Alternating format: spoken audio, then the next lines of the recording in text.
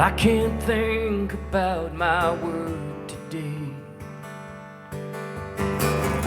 even though I'm barely hanging on. And there's a voice inside that says run away,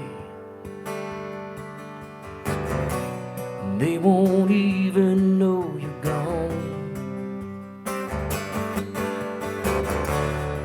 I'm a wildcat in a cage today,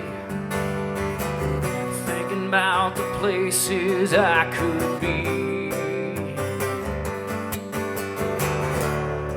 I don't know how I can break away. All I know is that I've got to break free to the high country, like the mountain lion in the land of eagles. Let my soul unwind. It's my rocky mountains that you can't take from me. Let me find myself in the high country.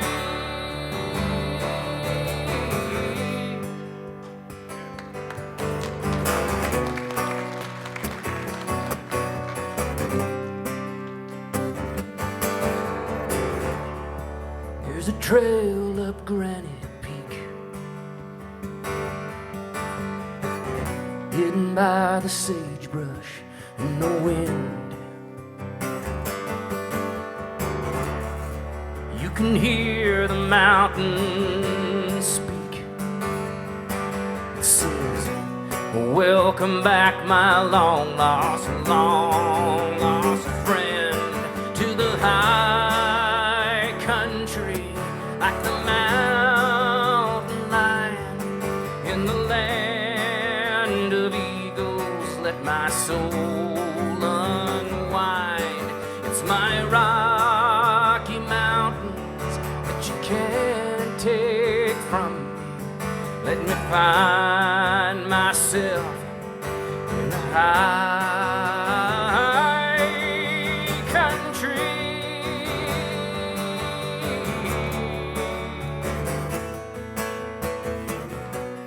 And the future is uncertain for me, for the places that I go, like the river of no return. You see, that lost wind was clean through your soul.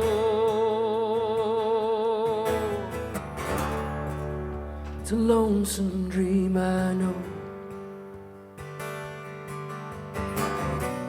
You might think I've lost my mind,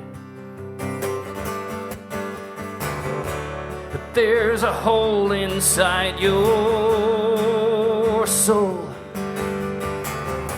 and there's a peace that you can only find in the high country, like the mountain lion in the land of eagles. Let my soul unwind. It's my rocky mountains that you can't take from me. Let me find myself in the high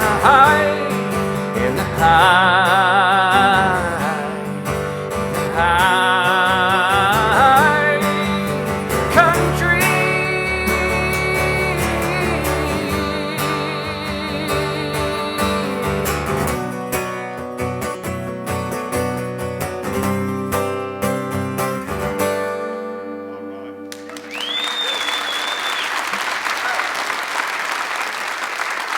Thank you.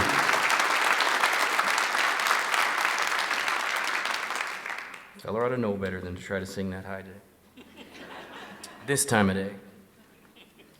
Hey, this is Mountain Cowboy, and my name is Brenn Hill. And I I sure love the Rocky Mountains, if you can't tell. Sure love Nevada, Ruby Mountains. I am honored to be a part of this group here today, and I'm going to introduce these guys. Ross Knox is, to me, he's a friend, but he'll always be even probably more of an iconic figure to me. He's a legendary guy from these parts and from around here. I guess born in Eastern Oregon. He's cowboyed all over the West. He's a packer and spent a long time packing down to the bottom of the Grand Canyon for many years. And I'll tell you what, if there's a horse wreck to be had, he's had it.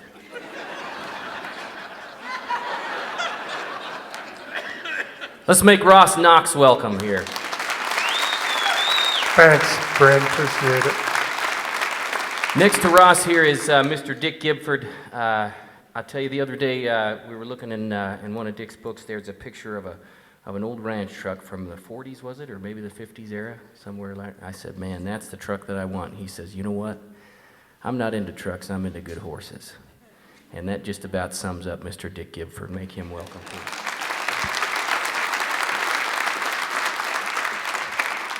I'll tell you, these days a feller spends a lot of time traveling around and singing. I go home and I got a family there I got involved with, and so I don't get I don't know if I should say this, I don't get an awful lot of time, much time as I'd like to go cowboying, and that's where I kind of come up with the idea to write these songs, you know. So nowadays when I want to write tunes, I just get my Dave Stamey collection and I put it in my truck before I still have a CD player. I don't listen. I have an iPod. I don't know how to run it. But I listen to Dave Stamey records going down the road, and his latest record is, I call it 12 Mile Road, but it's 10 Mile Road, is it? It's 12 Mile Road. I've messed that up a number of times, and you'd say, well, do you really listen to the thing? I swear I do, all the time. I'll tell you what, if you don't have that record, you need it, and so do all your friends. Mr. Dave Stamey. Ross. I was talking to some friends that were at the Western Music Awards, and they said, well, Entertainer of the Year, Dave Stamey. Album of the Year, Dave Stamey. Songwriter. They said, actually, everything except female vocalist.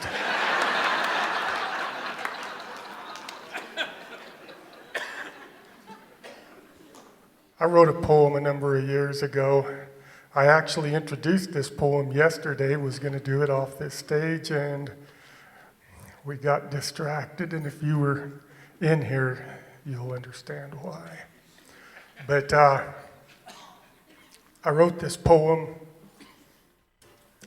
I came to Elko County when I was 16 because of the ranches here. I loved I quit school in Eastern Oregon, that's all I wanted to do was punch cows. And so I went to Wyoming, packed up there, first time I ever passing you to sleep. And those high desert ranches on the Nevada range, where for the last 100 years, there's been darn little change.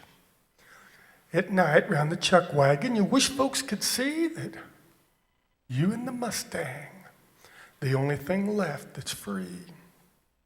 From a hilltop, you'd stare at the vast expanses. Seemed you could trot forever and hit no fences, with no time clock or desk. Each day we'd thank God that we're not a slave to the urban mob. Yes, you'd chosen to ride a trail seldom traveled, little knowing how fast it can all come unraveled. Remember the winter of '73 was the beginning of the end for men like me. You were on top of the world, and then overnight, the cow market dropped clear out of sight.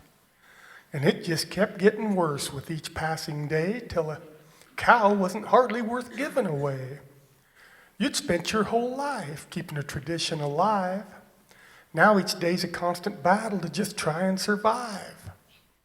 But though the cost of grass keeps going up and cow prices keep falling, being a cowboy's still the highest calling. Well, now you're a prisoner to a chair that has wheels, but you still remember the way that it feels to step across a good horse, a custom-made saddle, and the thrill of running Mustangs or tying down wild cattle. For the last 40 years, you've had the same loving wife. There's not much you'd change about your life. But when the memories come calling, you still can't help but pray, Lord, please make me a cowboy again for a day. Thank you.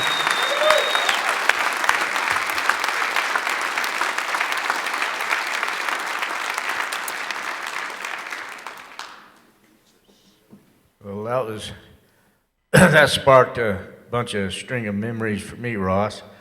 I came into Nevada out of high school when I was 18 and buckarooed up here for Willis Packer, and they sent me the wagon with 18 head of horses. Only had 6 or 7 in that bunch that I rode. Willis was short of feed, so I rode in there the wagon that evening. Willis, he brought my bedroll along in the pickup, and I trailed them horses in there, and Everett Jones was the wagon boss, and there in Soldier Creek they were camped, and they saw me coming off the hill with that string of 17 horses, and one kid opened the gate, and they filed in there with the rest of the cabbie. They were cutting out horses for the next morning's ride, and Everett just shook his head. He said, "That Willis, I knew he'd do this, send 17 horses." And anyway, I packed up to Nevada too with a string of my own horses from down where I live, and out of that experience, I wrote this poem called "The Lone Cowboy." Vast desert sands of subtle gray and mountain ranges so far away, they're rimmed in by a deep blue sky, an occasional cloud a-drifting by, a desert floor of blue and green and bunchgrass clumps in between. A hot, dry wind softly moans as a cowboy enters the scene alone. He's leaning ahead to save his horse. For the distant mountains he sets his course. He's riding easy, jogging slow, leading his pack horse in tow. He's got a box hitch holding his bedroll down on rawhide panniers filled with grub and grain from town. 30-30 rifle between pack rope and bed for security on the trails ahead. A shoeing outfit completes his resources. He's got extra shoes shaped for both his horses. He's thinking a lot and holding a trot, ever pointed north. His horse's ears, they're plumb awares, they're working back and forth. Addressing his pals, he talks a while, giving his thoughts free rein, and casting an eye to the western sky, he sees the moon there on the wane. "You boys," says he, "you're good company. I don't know what else I'd do. Why, to turn $1, I'd probably wear a starch collar, if not for the likes of you. She's a long old track up north and back, but it's a welcome kind of change. A vacation's a must for this wanderlust. Needs to see some brand new range. You see the cut in that mountain like a rifle's hind sight. That's where we camp tonight. On that southern pass, there's damn good grass, and you two deserve a bite." So he talked along till about 3 to his company. Then he stopped at the foot of a grade where he uncacked and unpacked and washed sweaty backs with the cool water there in the shade. And an eagle soared like a desert lord, watching the cowboy and his pards. Then it perched high on a cliff by a blue shale rift where it fell for 1,000 yards. 2 giant cottonwood trees with whispering leaves mark this spring for all passer-by. And in the gray, damp clay by night and day, little critters sign their names there with tracks that don't lie. To the sign he did look as if to a book. Each new track was but a new lead, explaining the mystery complete with a history to all those who could read. He rested several hours in the shade of them towering cliffs and cottonwoods. Then he resaddled his horses and he packs up with his goods. Just back of the spring with an echoing ring, some quail called to each other. And as he swung to the saddle, he spotted some cattle and he heard a calf call to its mother. As the shadows grew longer, the horses felt stronger, climbing the switchback trail, and an evening breeze blew soft as you please, and a coyote started to wail. Just up under the pass, he stopped to unlash his bed, let it fall with a thud. Near a dead juniper tree, his campfire would be, burning soon and warming his blood. He hobbles his steeds and he breaks out their feeds, 2 morals filled with grain, and while the horses munch, he ate what was left as his lunch and examined the thoughts in his brain. He never had much wealth, but plenty time to himself, so he reckoned he was rich in a way. But now he was getting old and caught up in the fold of a much different time and day. As a cowboy, he was the last of a breed, had a knowledge kind of different from what most folks knew. His knowledge was in the hills, and his knowledge was of his skills. And he knew the hoss and cow through and through. He had wintered riding colts, but his bones sort of ached from the jolts, and he couldn't move as fast anymore. But he knew he wouldn't quit or hang up his snaffle bit, 'cause bronco man he was, and to the core. He was an independent cuss. It caused some folks to fuss, but he didn't regret his life a single day. He enjoyed what he did. In his heart, he was just a kid, though folks wondered why he'd never stay. Some say philosophy is free, but he didn't quite agree, 'cause for experience, you always have to pay. And when talking to a horse, philosophical discourse just might make you out a liar. So his reflections came and went, and the evening was spent, and he threw some more brush on his fire. Them hobble chains were clinking, so the stars began to blinking, and he took a walk to stretch his limbs. He walked down into a swale where the narrow rocky trail kept through the rims, and there he threw some rabbit brush, sticks and logs and such into the cut so his horses wouldn't stray. And as he climbed back up the hill, the night was clear and still, and time was something far away. So he stopped to watch and listen under stars so bright they glistened, and he studied them and the way them patterns lay. Then he saw one falling. For riding through the mountains is a job. You have something to do. And it gets in the way sometimes. But you may be packing supplies into a trail crew, or maybe you were back in the days when they actually fielded a bunch of those. Or you might be supplying sand for cement for some bridge they're building back there in the back country. Or more likely than not, you're hauling camp gear for some tourist to drop off. And there's 2 types of trips, one of which is the kind that I always liked, which was the dunnage trip, and it was the in and out, and it got you back to the station in time for a beer at sunset. Those were good trips. And then you had other trips where you couldn't quite get back, and we called that kind of trip is going into 2-day country.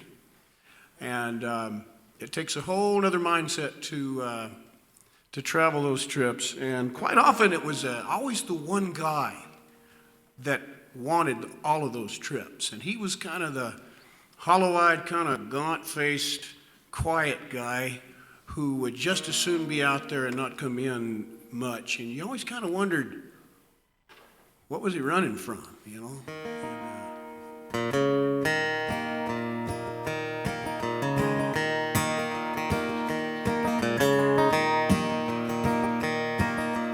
Men curse the wind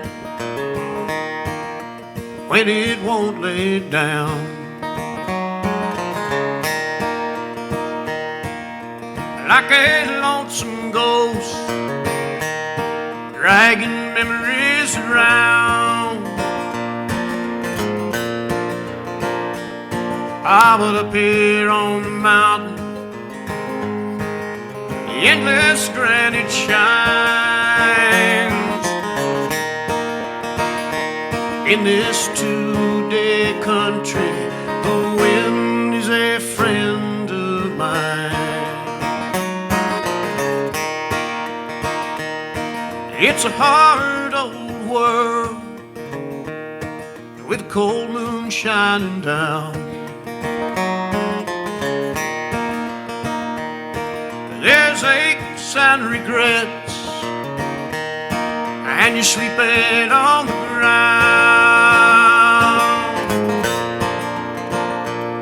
Ah, but back there on the flatland, it's all nickels and dimes. But in this two-day country, the wind is a friend of mine.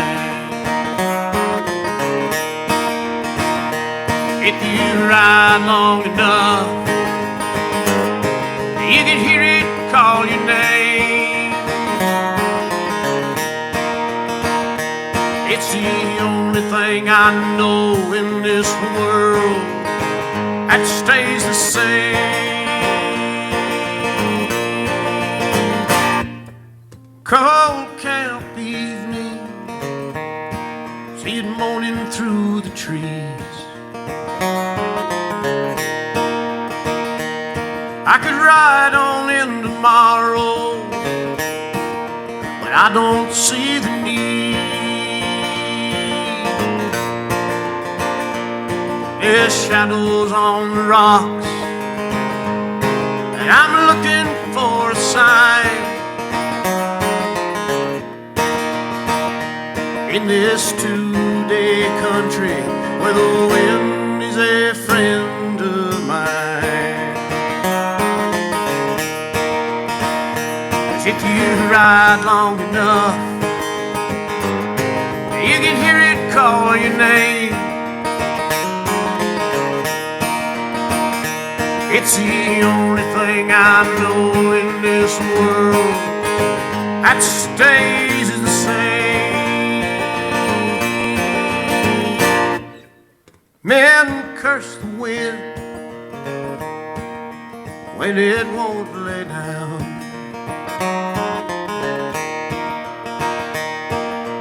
Like a lonesome ghost dragging memories around.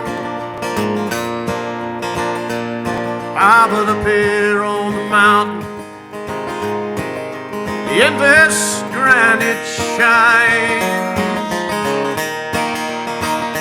And in this two-day country, the wind is a friend of mine. In this two-day country, the wind is a friend of mine.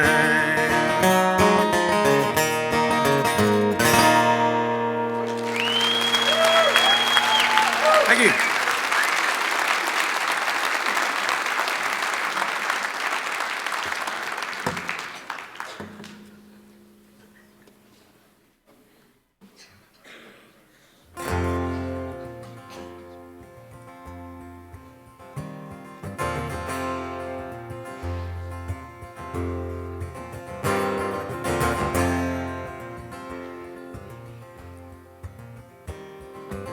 See if the aspirin I took earlier helps me remember the words to this song.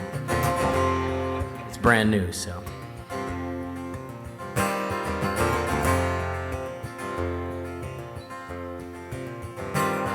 From the low-lying mountains to the salmon river breaks, I'm free, Lord, I am free. The Magruder Road at Derby, headwaters of the Snake, I am free, Lord, I am free. I miss my home and family and the woman that I love, but the spirit of the Lapwai runs through the land like blood, and I'm leaving it behind me, 'cause that's how it has to be. But I'll return and I'll be free.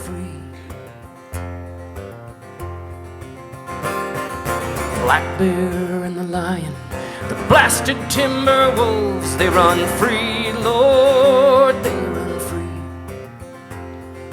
Canyon winds and rivers, clear and clean as polished gold, they run free, Lord, and they run free. And the world keeps changing, spinning faster all the time. When a tired and troubled nation weighs heavy on my mind, I can leave it all behind me and be just who I want to be, and be free, Lord,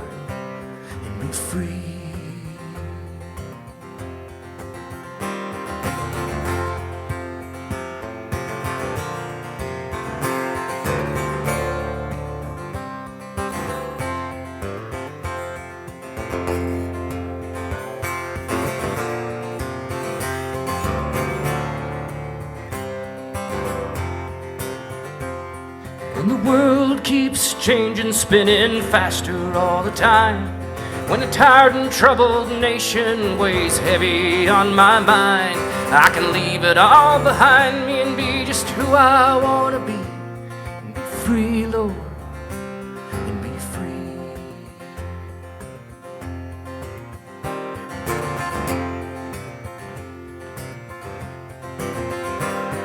The Cowboy Poetry Show. Wrote it out of pure aggravation.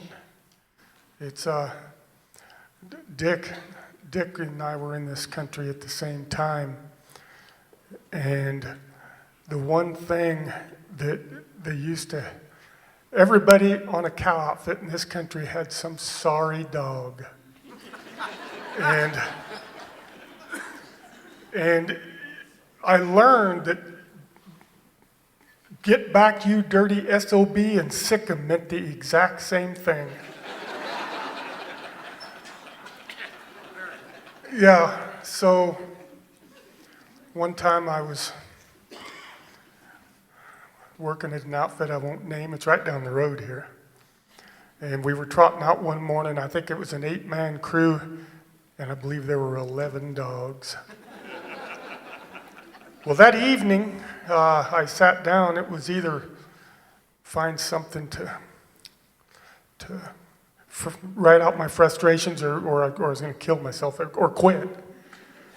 And I started this poem, and I put it down for a long time, probably 8 or 9 years. And I was in Durango, Colorado, doing a show, and so I locked myself in the Iron Horse Hotel and finished this poem. And I don't do it too much anymore because, frankly, I'm sick of it. But I was asked for it. So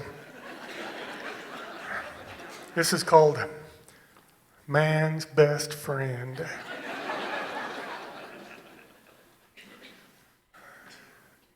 And I'm so sick of it that I don't practice it. Lenny, are you out there? What's the first line? What's that? You talk about. You know, wives are good for so much.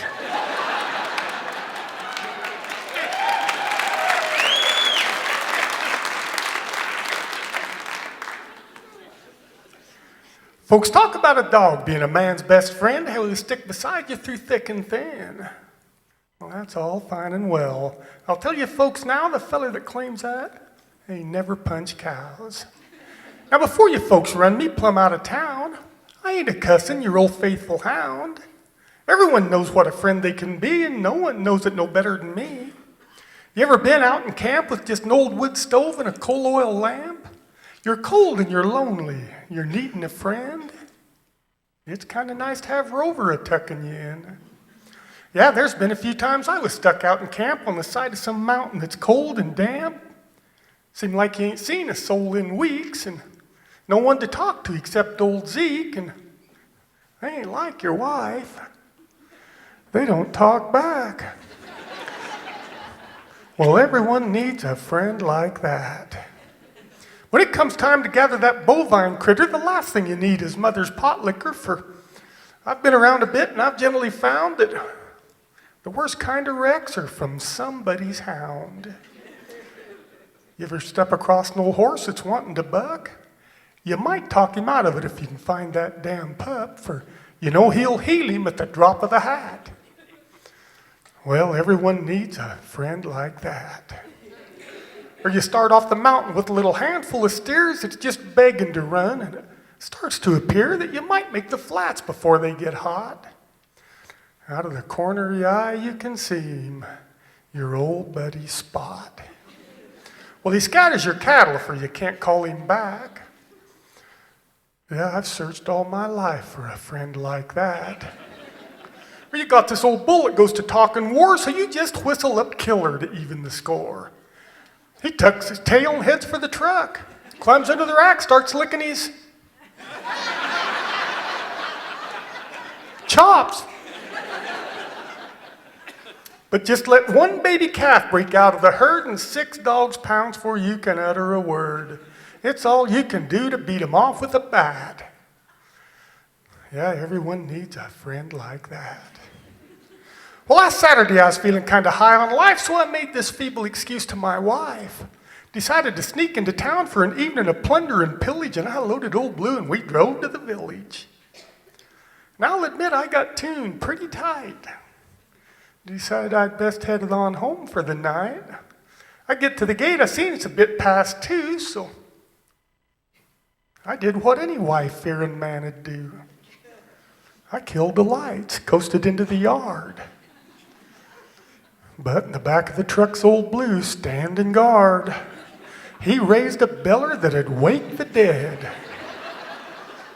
Got my wife up out of bed. Now I'll admit I wasn't overly surprised to see that urge to kill look in her eyes. Believe I'll wait till morning to make amends. Tonight, I think I'll just sleep out here with man's best friend. Well, I've heard all the stories, and I'm sure they're all true of all the wondrous things that pot liquor can do. From cooking supper to fighting a fire, as long as that fire starts on your neighbor's truck tire. Now, I've been around a bit, and of all the ones that I've known,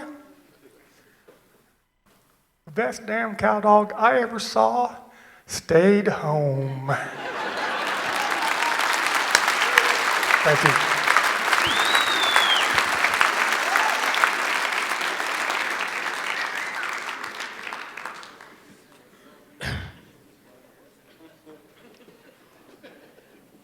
This poem is about a day in Dick Gibford's life in the winter on the outfit where I work down in California. It's a mountain ranch, and trotting and making the rounds, checking on some water troughs and water tanks, and packing a little lunch behind my saddle, and my little dog trotting along behind.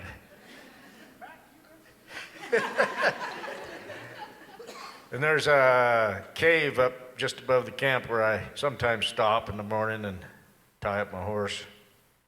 And there's some Native American rock art in the cave, and I sort of do a little meditating there and cleanse my mind, all my worries, get back on my horse and take off for my circle.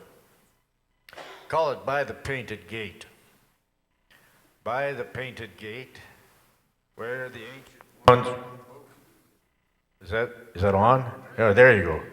By the painted gate, where the ancient ones left art, by caverns in the rocks, where the tides of oceans have shaped the stones, 1,000,000 years ago. Beyond time, beyond all sound, in the silence of the universe, he sits beside his hobbled horse and meditates in the silence that was first. Slowing thought forms, taming mind, merging with the mountains there. Subconsciously, he speaks to the old ones, and they hear his prayer. He asks for rain to come down slow where the recent fire has burned. He asks for grass and things to grow where green to black has turned. He asks for life to flow. Then he rides for miles, he rides for Fred. He sees the cows and grass that's dead, waiting for the hay to come, waiting in the cold that numbs, waiting to be fed.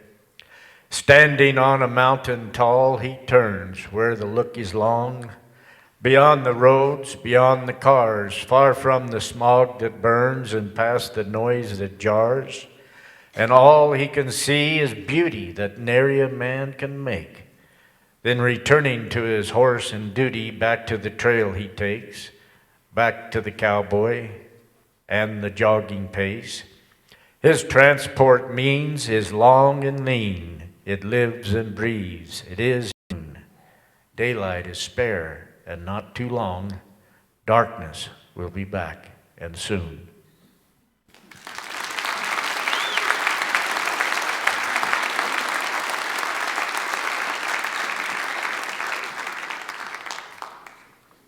When I first came to the mountains,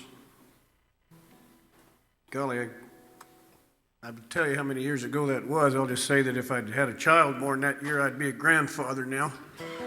God, that's a startling thing to say. I just thought of that. Wait a minute while I cope with that for a second.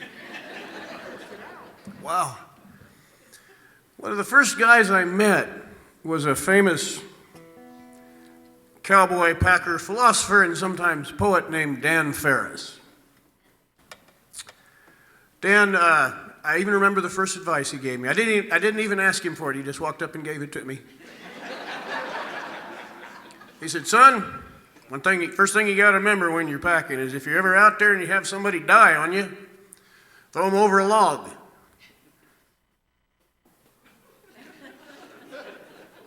Okay. Now, some of you know what I'm talking about, but I was green as a lawn at that time, and I said, well, why would you want to do that, Mr. Ferris? He said, so if rigor mortis sets in, you can still get him over a mule and take him out. Makes sense. Dan rode that country for over 60 years, and the reason that he got into cowboying in the first place was so he could ride through the mountains. That was just an excuse. And it was always about the mountains. And a number of years back, I was in Bishop walking down the street, and Dan was working in a sporting goods store there on Main Street. And he came rushing out to see me and visit with me. And he would do that, sometimes even if he didn't know you. He'd just rush out and talk to you. And he told me that he had stopped going into the mountains because he'd had some shoulder problems. And he was worried that if he was back there and somebody needed his help, he would not be able to give it to them. And it was all about helping people with Dan. My old boss, Lou Roser, told me that whenever he got into tight up at the pack station, he'd look up and the first guy that always arrived would be Dan Ferris. So he was always there. And the fact that he could not go up into those mountains again bothered me to an extent that I had a really hard time even expressing. I had to leave the next day to go and do some shows in Utah. And when I write songs, it usually takes me a long time. It takes me a while to write one. But just this side of Richfield, the first line of this song came to me, and I wrote her pretty fast.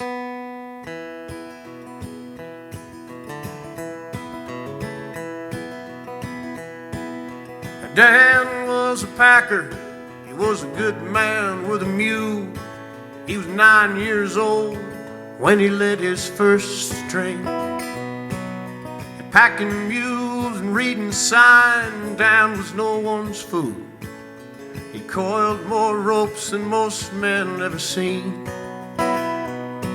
And riding through those mountains was his dream. Up there where the sky, it seems, goes on forever. And he knew all the trails that wind through the timber. He knew early morning coffee over wood smoke.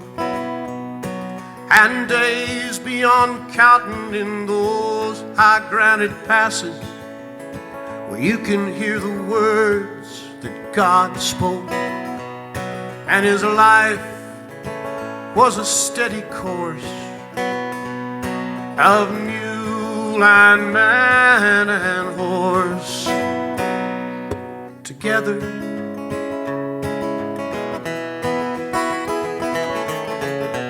Here's to those who ride the mountain, where a mule song makes a sweet refrain. Dan was born to ride the mountain, and a man like Dan, you know he'll never change, or his heart's as big as the whole Sierra Range.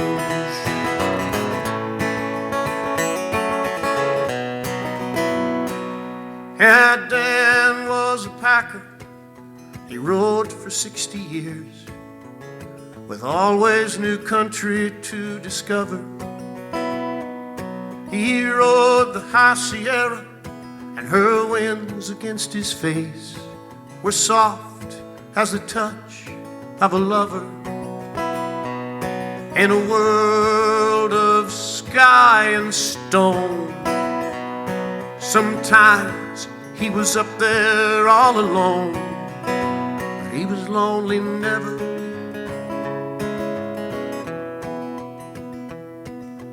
Dan works in town now, he don't go up there anymore, but he can see him out the window and dream there. A land shapes its people, but the people give it flavor. So a little bit of Dan will always be there. For riding through those mountains was his dream.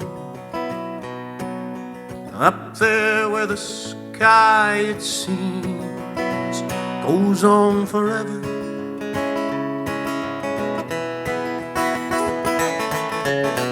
Here's to those who ride the mountains, where a mule song makes a sweet refrain. Dan was born to ride the mountains, and a man like Dan, you know he'll never change. His heart's big as the old Sierra range.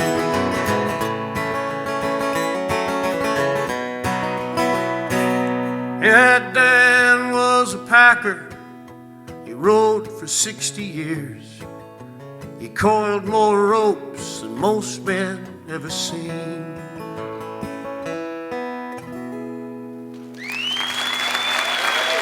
Thank you.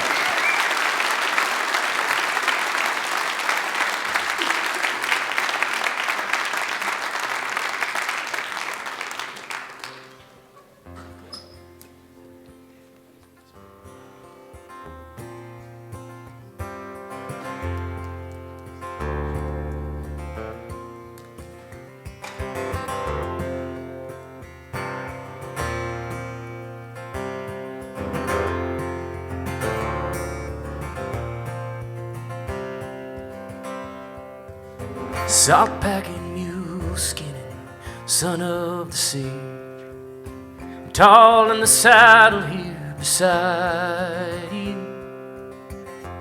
Just a city boy from another day and age, awestruck with wonder as we ride through Sweetwater stories of Great Basin buckaroo. I'm lost in the tales that you tell. Life is a dusty trail you wouldn't always choose. A little bit of heaven, a little bit of hell. And Benny, can you take me to the top of the world? The eastern Sierras are where the mountains and the sky come together forever like old friends in the wind. Benny, can you take me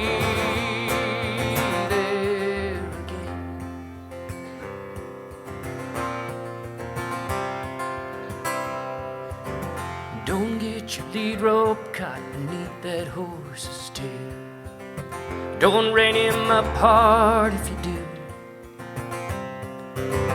This is the canyon I remember oh so well, when I was a woolly buckaroo. My Basco father was a New Mexican clean through, and he taught us horses all along. I love my Linda and my me there. Now, Benny, can you take me to the top of the world? Eastern Sierras, where the mountains and the sky come together forever like old friends in the wind. Benny, can you take me there again? Take me there again. Benny, can you take me there again?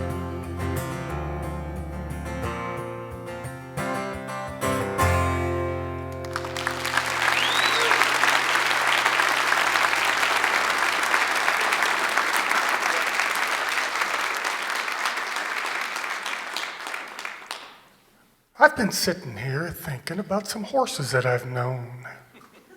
Some good ones, some bad ones, some I wouldn't own. For as you know, a cowboy is sure a total loss, unless he's got a partner and a good and honest hoss. While I'm reminiscing, there's one horse sticks in my mind. It's about the best old cow horse a man could hope to find. He sure had the savvy, always knew just what to do, and to help you get your job done, he'd stick and see it through. I called the old horse Droop Ears, 'cause that's the way they was. They hung down on an angle like an old work mule's ear does. He didn't have much conformation, and I'll admit to that. In fact, when you jerked your saddle tight, why, gutted snowbird'd look fat. He had a sort of U-neck, and he was a bit cowhawk behind, and I had him in my string a spell before I found one eye was blind. Now, what happened to that one eye, I sure never knew, but he could spot more cattle than most horses could with two. He could spot more slicks, more brushed up cows and steers, and he had a way of telling you with them big old droopy ears. And when you turned him out, you didn't worry where he'd go. He'd always hang around real close, as if he seemed to know that a cowboy's no dang good afoot. There might be work to do, and he'd best stay there to help you and see that you got through. When working in rough country where a slip would mean a fall, you put your mind at ease and not worry none at all. Just give old Droop Ears plenty of slack if you got into it tight, and let him use his savvy, and you'd come out all right. Well, I've tied on to some crossbred cows where the going was mighty rough. This good old horse would shake his ears and make 'em run their bluff. He knew just when to step aside, knew when to give 'em slack, and he always acted sort of pleased to see a wild one on its back. Now they say that there's a heaven where good horses go to rest. Well, if there is, I know there's one that's running with the best. And if I know old Droop Ears, he'll be out there in the lead, searching for the water holes and grass the rest'll need. No, like I say, he weren't the best made horse as far as looks might go. He'd sure never win no prizes in any livestock show, but where he missed on having looks, he made up by being smart. And there's dang sure no denying that old Droop Ears was all heart.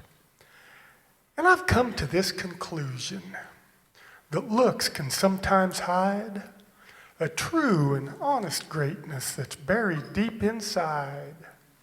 And this horse taught me a lesson that I've remembered all these years. A lot of brains can settle between a pair of droopy ears.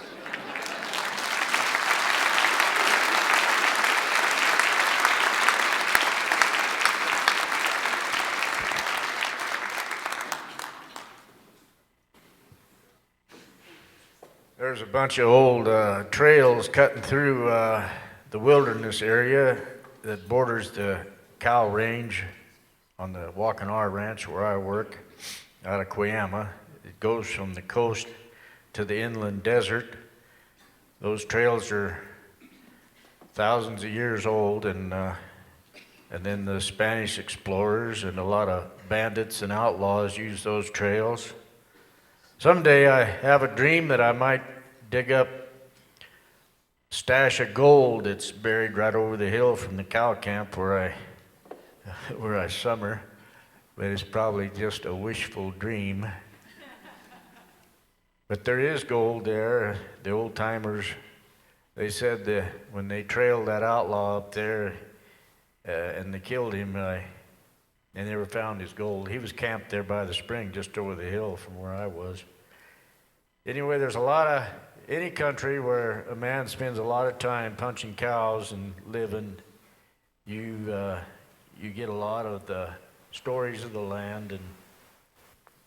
And this little poem here took place in that country, and it's just a little, kind of a personal poem, but I'll share it with you here. And I just finished it this morning, so I have some cheat notes here.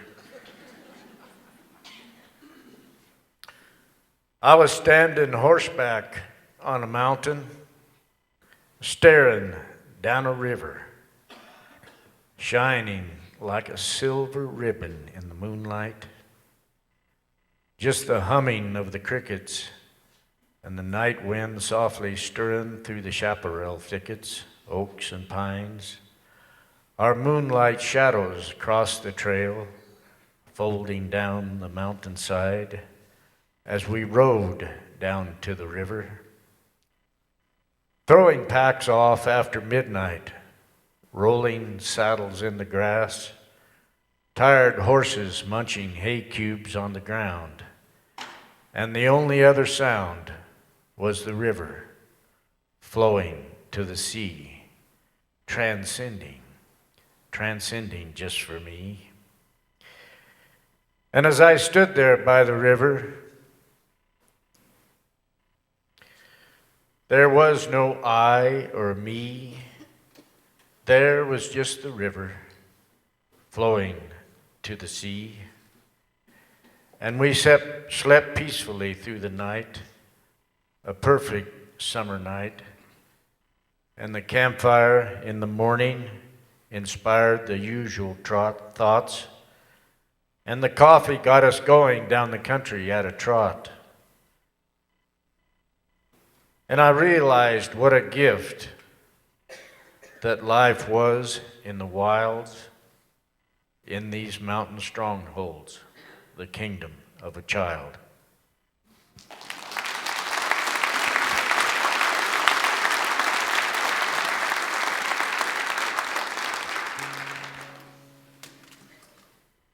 The reason that I don't have the guts to come out and perform something that I wrote last night is because I can't write anything that well the first time through.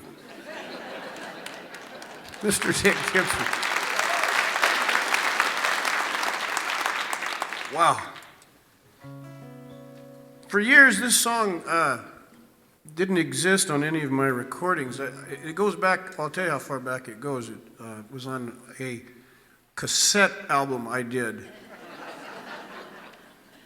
For those of you who are too young to remember, cassettes are what we used to have back in the old days, right after that spike in technology that gave us 8 tracks. Her eyes settled down, but she saw the wild Sierra in my eyes. The wild Sierra in my eyes. Saw those silver mountains reflected in my soul. Heard those pines whispering in my mind. That woman knew me better than I knew myself. She saw the wild Sierra in my eyes. The wild Sierra in my eyes.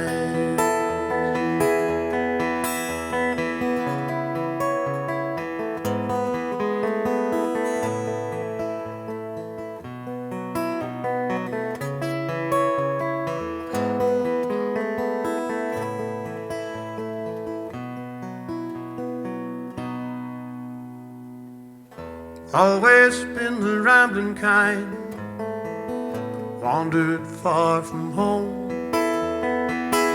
Been a long time gone from western skies.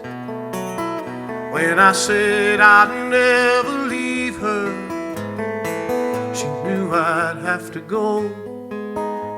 She saw the wild Sierra in my eyes.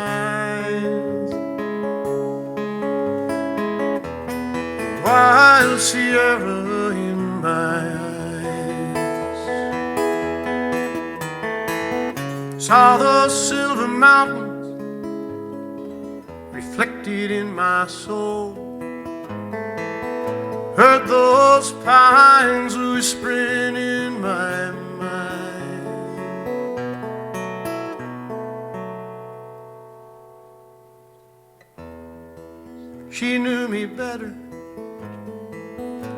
when I knew myself. She saw the wild Sierra in my eyes, wild Sierra in my eyes.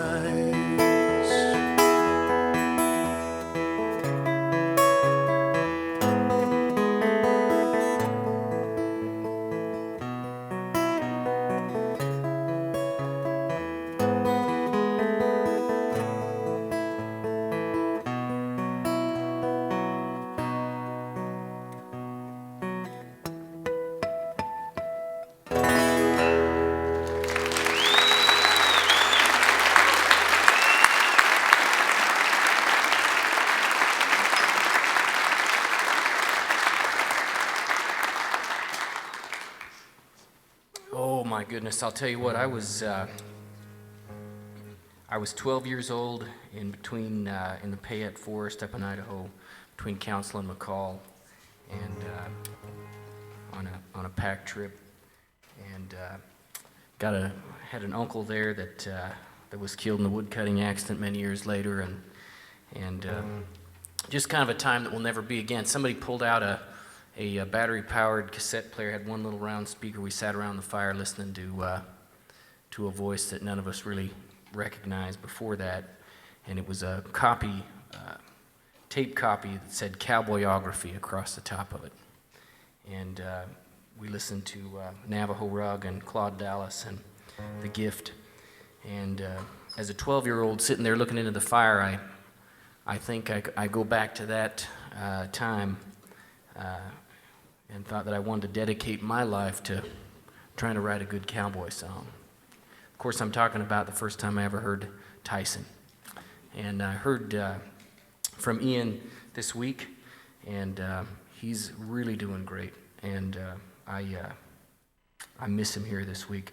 I just want to say, though, if I was 12 years old and somebody pulled out a tape copy of Dave Stamey, I would be no more or less convicted about dedicating my life to writing a good cowboy song.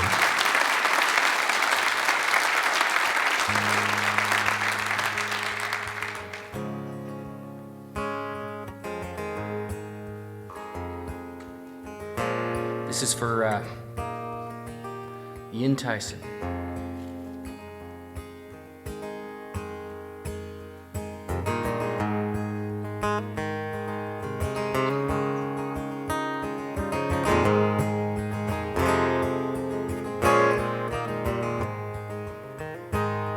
If I could roll back the years, back when I was young and limber, loose like ashes in the wind, had no irons in my fire. I could ride the wild young broncs, the adrenaline came quick. Juanita down in Mose was my only heart's desire.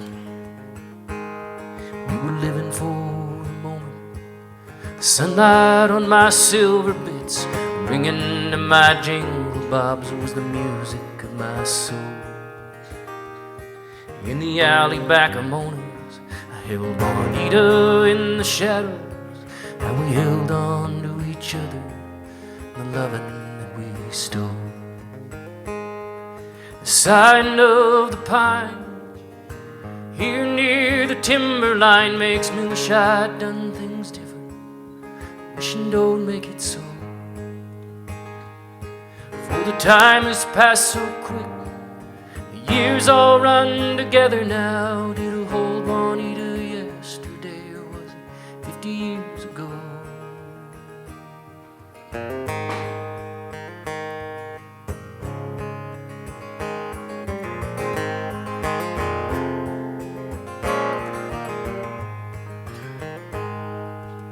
If I would have quit them broncs, she might have quit that business. That was back in the fast days, you know, before the wire. Bet I could still find her, and I bet she's just as pretty as when she was Juanita down at Mona's and my only heart's desire. And the sighing of the pines here near the timberline makes me wish I'd done things different. But wishing don't make it so. For the time has passed so quick, the years all run together now. Did I hold Juanita yesterday, or was it 50 years ago? The sighing of the pines here near the timberline makes me wish I'd done things different. But wishing don't make it so. For the time has passed so quick, the years all run together now. Did I hold Juanita yesterday, or was it 50 years ago?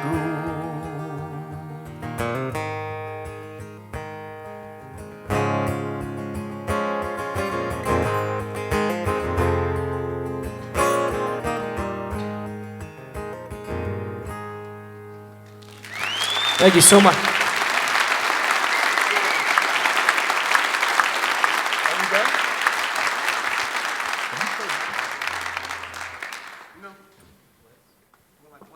You know, we're short on time, and I hate to skip past anybody, but I'm going to ask Dave Stamey to close us out here, Mountain Cowboy with Mountains of the Heart. You can dang sure skip me. Forever through the mountains of the heart,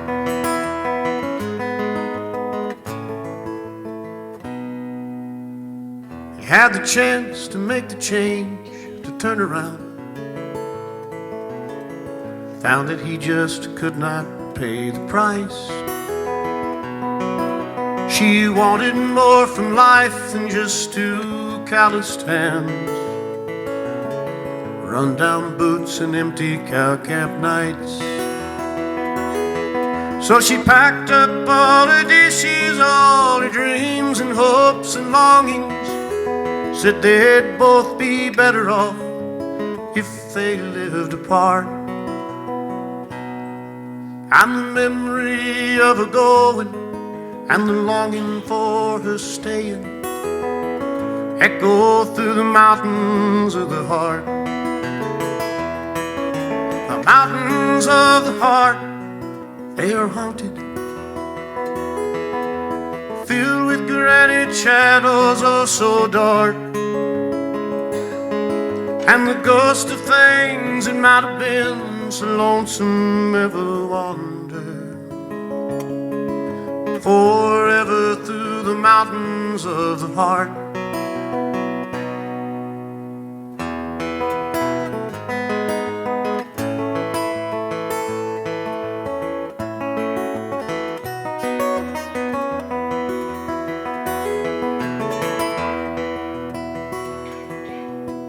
He shrugs it off and saddles up, mounts his horse,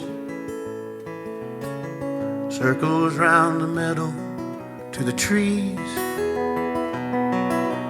All at once the wind kicks up and he hears her voice, a lonesome sound carried on the breeze. He looks back toward the ridge line and the trails he might have taken. She's off hunting happiness, he's out hunting strays. And the voice that swells and calls again so lonesome through the pines, he shakes his head and slowly rides away. The mountains of the heart, they are haunted, filled with granite shadows oh so dark, and the ghost of things that might have been so lonesome ever wander forever through the mountains of the heart. For